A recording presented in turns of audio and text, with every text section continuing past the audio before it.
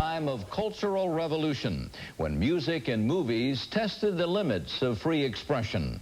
For a long time, television lagged sorely behind. Jack Parr once caused a scandal by using the words water closet on the air. But in 1967, change came from an unlikely source. Two nice boys who were always quarreling over which one Mom liked best. They gave their network colossal ratings and a colossal headache. This is the story of a couple of jug-eared brothers from Redondo Beach, California, who sang, told jokes, and took on the corporate establishment in a symbolic struggle for free speech during the late 60s. Their TV show on CBS became a Sunday night fixture, one of the most popular shows of its time.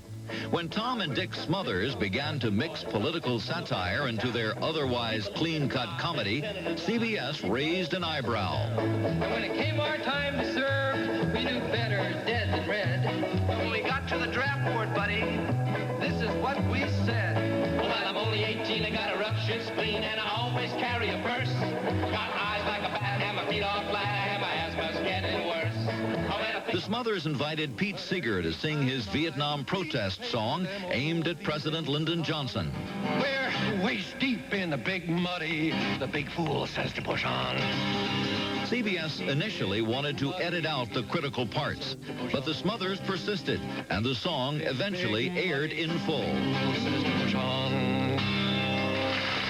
The Smothers brothers and their guests began to poke fun directly at CBS. Arts and crafts concept of moral responsibility snips out the rough talk, the unpopular opinion, or anything with teeth, and renders a pattern of ideas full of holes, a doily for your mind. In April 1969, CBS yanked a show just 3 days prior to broadcast. The show contained a satirical sermon by David Steinberg. The Gentiles, the New Testament scholars, they say, hold it, Jews. No, Jonah, they literally grabbed the Jews by the Old Testament.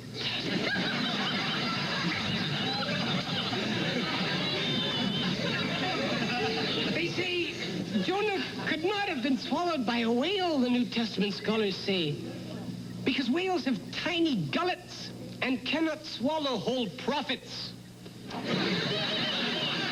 CBS balked, saying it was irreverent and offensive. And to this day, the New Testament doesn't sell.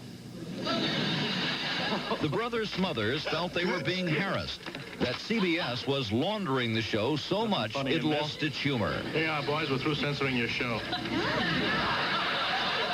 Tommy Smothers began to crusade against corporate conformity and what he called dumb, say-nothing skits. So they watch us like a hawk, everything there is. They're just down there trying to interpret it any dirty way they can. CBS came back and said the trouble arose from the Smothers brothers' failure to meet deadlines and follow pre-broadcast procedure. CBS would like to give us notice. And The Smothers brothers stood their ground, but we're still here. but CBS had the upper hand, and the Smothers brothers lost their forum. In April 1969, CBS announced that the Smothers Brothers Comedy Hour would not be part of its fall lineup.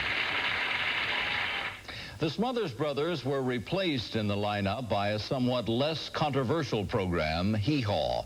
They eventually patched things up with CBS and returned with new shows in 1975 and 1988, but neither one lasted the season. Their sibling rivalry, by the way, continues on stage.